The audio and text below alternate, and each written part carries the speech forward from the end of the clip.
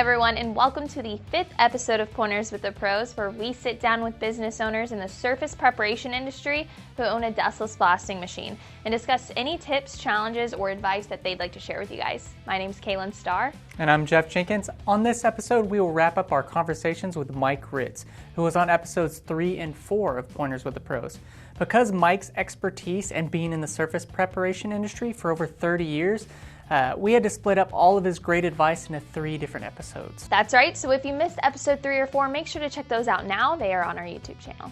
A little background on Mike. He owns a company called Alaska Marine Coatings that specializes in restoring large barges, ships, fishing vessels in Alaska. Mike's busiest time of year for business is in the winter months when the boats come out of the water for maintenance and need to be returned to the water when the ice melts. Mike bought the DB500 back in 2013 and since then has upgraded to the DB800 and has not dry blasted since purchasing a machine from us. So in this episode, Mike started the conversation off by telling me how his crew operates out on a job and what safety precautions they take when operating a dustless blaster.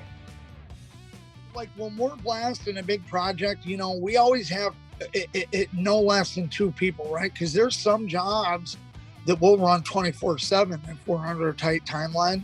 So we always have somebody on the nozzle, and then we always have somebody at the pot and the compressor. Why? If something happens to that guy on the nozzle, we need to have somebody to be able to shut the equipment off so that it's not just blowing all over, right? Also, that pot, right? It's a pressurized pot, you know, how to bleed the air. You know, a lot of people, they become accustomed to those, you know, the small 200-pound top loaders, right? You know, that's got the, you know, it's all gravity fed, right? Well, a dustless blaster is a pressurized piece of equipment. So like, you don't want to be popping that top off when the pot's pressurized. All the more reason to have double hearing protection as well when you bleed that pot. Yes.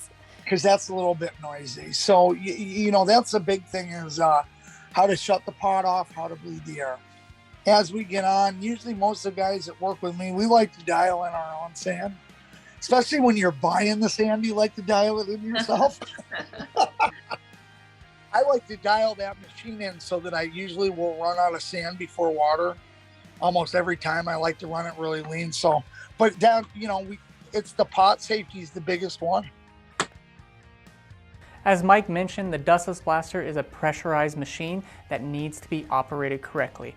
A lot of our business owners have never used a sandblaster before, and so because of this, we've created important tutorial videos that you can find in our online academy or on our YouTube channel that show you how to turn on and turn off the machine properly, how to do maintenance on your equipment, and so much more. That's right, we really want our new business owners to feel confident and have all the information they need to be successful. Now, since Mike is no newbie and has been in the industry for quite some time, you guys actually had a few questions for yourselves about like what type of media he uses, if he has any go-to products that he takes with him out on the jobs, and then what it's like wet blasting in confined spaces, like the inside of a ship. So here's what Mike had to say about those topics. If we're going to take it off like an SP6 or an SP10, I don't ever specify an SP5. SP5 is white metal. It's an incredibly expensive blast. It's no shadows, no stain, as white as the hair on my head, right? Where SP6 and SP10, you know, commercial and a near white blast, there's different levels of allowable shadows and staining in the blast. So like if we're doing a strip off remediation, we'll use like a really aggressive grit, like a 1636 grit. If we're doing like an SP7, which is a brush off blast, or, you know, normally like on a lot of big barges, you'll pepper it, you know, to abrade the existing coating. And then if you get into like areas of active corrosion or bare steel, then you'll brighten them up and you'll feather. Usually for me, like 2050 grit or a 3060 grit will feather an existing coating a lot better than like a 1636 grit, if that makes sense. The coarser the grit, the more that coating is going to fracture. Now, if I get into aluminum, you know, which is similar to fiberglass, you don't want to blast aluminum very hard because it'll peen out. It's non-ferrous. It's a softer metal than carbon steel. And we'll use that same media for like fiberglass. If we blast fiberglass, we're using like a garnet or a fine sand. What nozzle do you use with that? Do you use the one that it came with, the SLV, or do you have a different? I use that one for like confined spaces or like angles or so forth, you know. For when if I'm doing a high horsepower job where we're taking it all off, we bought your bigger nozzle. It's like the monster nozzle. Yeah, the XL Performance. I'm going to be ordering another one of those this week. Actually, I got a project coming up, but man, that thing's like a cannon. And between the two nozzles, it's like night and day. If you're going to take off like a deck coating, which normally non-skid does not come off easy, man, that XL that's cat's meow right there. That's like a cannon.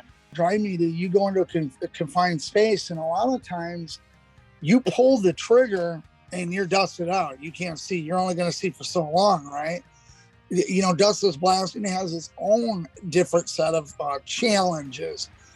You're on a vessel. It's a heated vessel. It's in the water, right? You got all these different environmentals. You pull the trigger and you're fogged out. you know, the biggest thing going into a confined space for us is making sure that we got airflow and the right temperature, so that way we're able to keep our hand on the trigger longer. We go into a confined space, we always start on the bottom of the deck, work our way up, right? Because we're going to have a bunch of sand in there. And, you know, every job that we do, it's the same way. It's the same way that I was taught 20, 30 years ago. I still do today, you know, by guys that have been doing it longer than me back then. We really appreciate Mike taking the time to address our followers' questions. So thank you for that, Mike. Absolutely. And to wrap things up, we asked Mike what the dustless blasting machine has really done for his business and his family. And the main things Mike harped on was the freedom of not having to punch a clock, more time with his wife, and the versatility and portability of the machine itself. So I'll let him tell you guys a little bit more about that.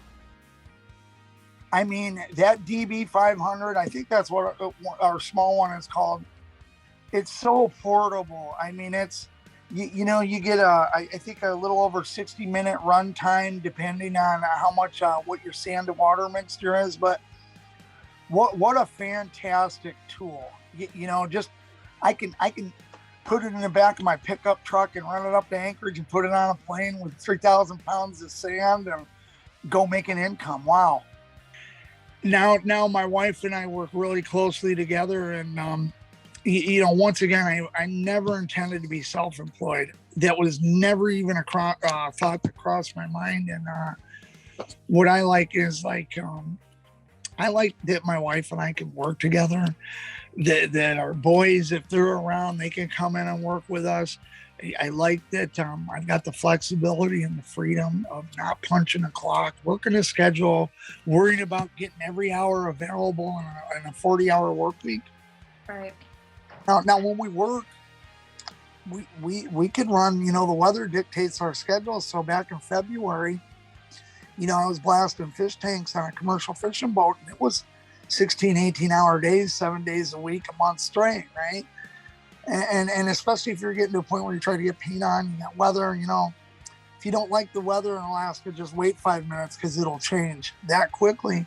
But the downtime is, I remember when my wife and I first started, we did our first bid, and I bid my projects the same way I did when I was in big shipyards, bidding commercial work. And we were sitting at the breakfast table, eating breakfast at like 10 o'clock in the morning, like, oh my God, we just made so much money. And